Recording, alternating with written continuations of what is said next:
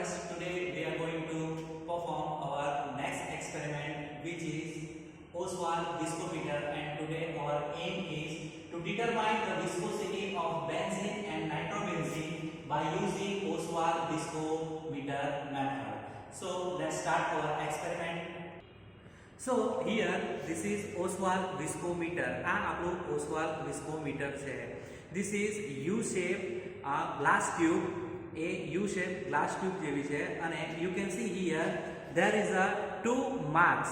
This is upper marks and this is lower marks, and you have to determine, you have to measure the time to flow out the liquid from these to these marks. એટલે કે આમાં આ વિસ્કોમીટરની મદદથી તમે કોઈ પણ લિક્વિડનું viscosity measure કરી શકો. તો એના માટે શું કરવાનું કે જે બી કંઈ લિક્વિડનું તમારે વિસ્કોસિટી મેઝર કરવાની છે તેને આમાં ફિલઅપ કરીને આ માર્કથી આ માર્ક સુધી એને ફ્લો આઉટ થવા માટે કેટલો સમય લાગે છે તે તમારે મેઝર કરવાનું છે. કોઈ પણ લિક્વિડની વિસ્કોસિટી છે તે વોટરની રેફરન્સમાં મેઝર થાય. એટલે આપણે આજે જે સોલ્યુશન્સ જે તમારા લિક્વિડ્સ છે તે છે બેન્ઝીન, નાઇટ્રોબેન્ઝીન, બેન્ઝીન અને નાઇટ્રોબેન્ઝીનનો આપણે વિસ્કોસિટી મેઝર કરવાના છે. We have to here perform the measurement of viscosity of these two liquid benzene and nitrobenzene with the reference to distilled water. એટલે કે વોટરની કમ્પેરિઝનમાં આપણે બેન્ઝીન અને નાઇટ્રોબેન્ઝીનની વિસ્કોસિટી મેઝર કરવાના છે with the help of this Oswald viscometer. So here I have already filled the benzene, filled the liquid of benzene in this Oswald viscometer. આ ટર્મિનલથી આપણે જે પણ લિક્વિડનું તમારે મેઝરમેન્ટ કરવાનું છે વિસ્કોસિટી તેને આ ટર્મિનલથી એને ઇન્સર્ટ કરીને ભરી દેવાનું છે. અને ધેન આફ્ટર આ ટર્મિનલથી કે જ્યાં માર્ક છે અપર માર્ક અને લોઅર માર્ક, ત્યાં અપર માર્ક સુધી એ લિક્વિડને શક કરવાનું છે.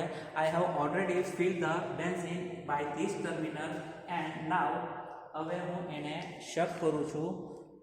આ ઓસ્વાલ્ડ વિસ્કોમીટરને યુઝ કરતાં પહેલાં મેં એને વ્યવસ્થિત ક્રોમિક એસિડથી વોશ કરીને એને 50 ડિગ્રી સેન્ટીગ્રેડે ઓવનમાં ડ્રાય કરેલું છે ઓલરેડી. એટલે કે ડ્રાય કરેલું. You have to use dry and clean viscometer and I have already done it.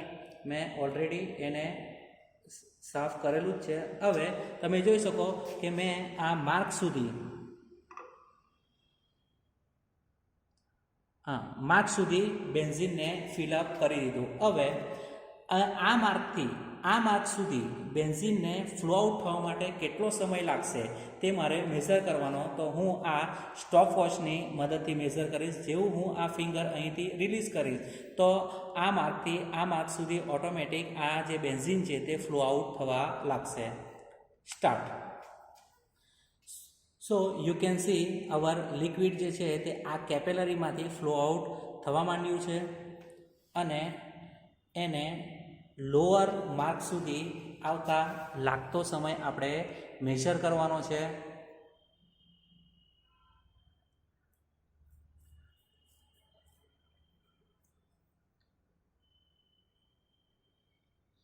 તો liquid near about lower mark પર પહોંચવાની તૈયારી પર છે.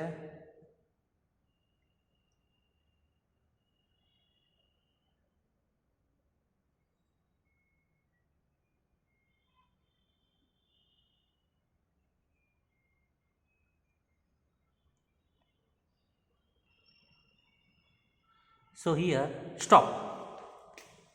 સો આટલા વોલ્યુમ બેન્ઝીનને પાસ આઉટ થવા માટે 31.01 સેકન્ડ એ આપણે નોટ કરી લઈશું કે આ માર્કથી આ માર્ક સુધી બેન્ઝીનને ફ્લો આઉટ થવા માટે લાગતો જે સમય છે ઇન સેકન્ડમાં જે તે છે 31.01 second.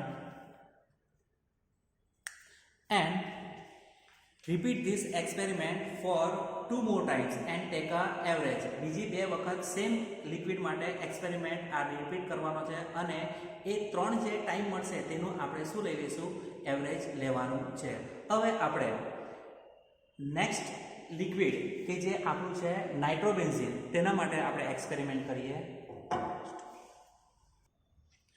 So now it's time four નાઇટ્રોબેન્ઝીન. હવે આપણે નાઇટ્રોબેન્ઝીનને આ ઓસ્વાલ્ડ વિસ્કોમીટરમાં લઈ લીધું છે. નાઇટ્રોબેન્ઝીન યુઝ કરતાં પહેલાં આપણે આ ઓસ્વાલ્ડ વિસ્કોમીટરને વ્યવસ્થિત એને ડિસ્ટિલ વોટરથી અને ધેન આફ્ટર ક્રોમિક એસિડથી એને વોશઅપ કરીને ધેન આફ્ટર એને 50 ડિગ્રી સેન્ટીગ્રેડ પર એને હીટ કરીને ધેન આફ્ટર આપણે યુઝ કરેલું છે કે જેથી એમાં આગલું લિક્વિડ કોઈ પણ રહી નહીં જાય. તો આપણે આ ટર્મિનલથી નાઇટ્રોબેન્ઝીન જે યલો કલરનું લિક્વિડ છે તે આપણે હવે ફિલઅપ કરેલું છે. હવે એને વન્સ અગેન આપણે શકઅપ કરીએ અપ ટુ ધ માર્ક.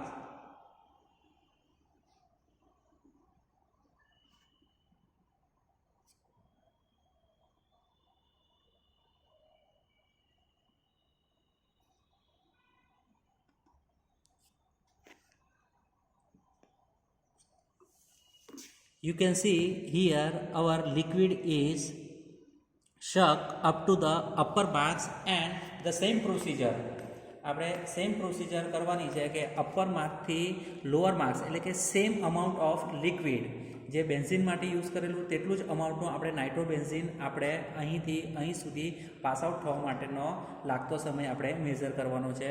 તો સ્ટાર્ટ.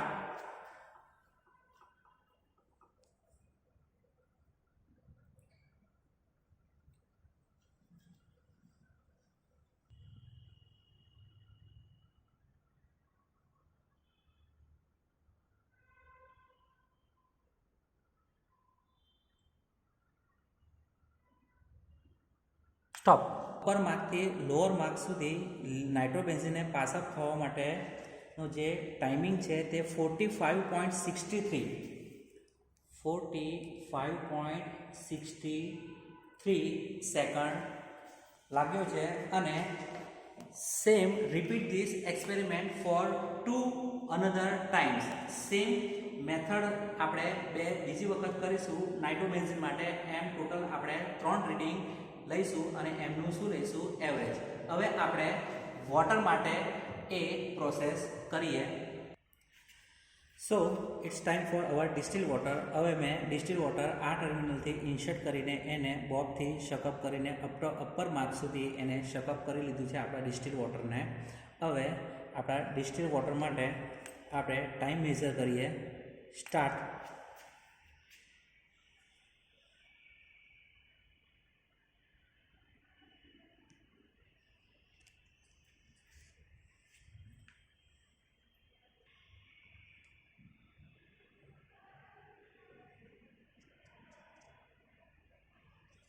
સ્ટોપ.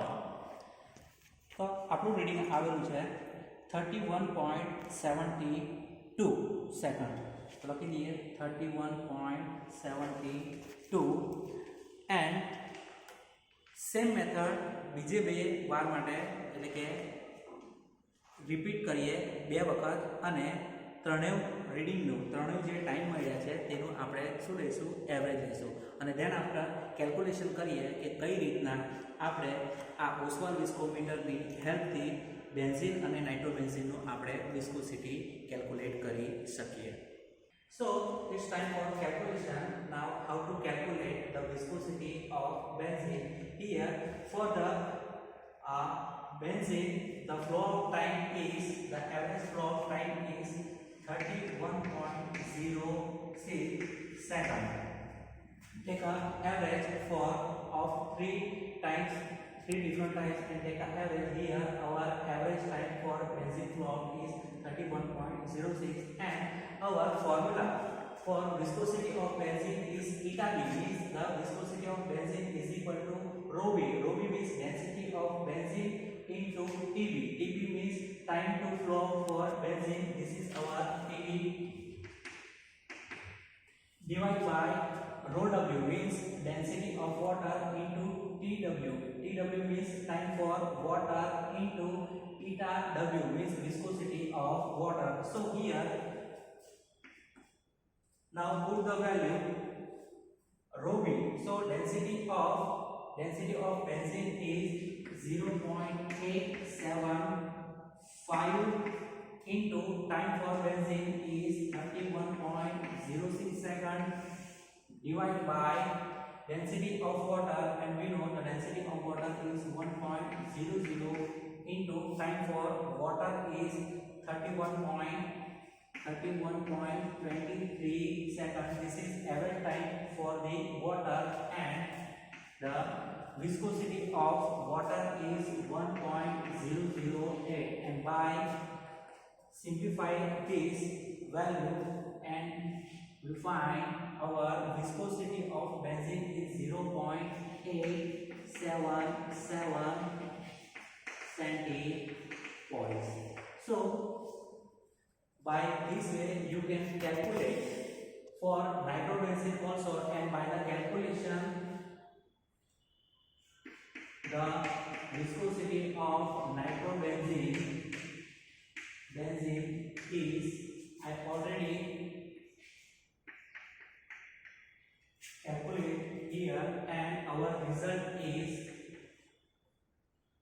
1.766 centipoise.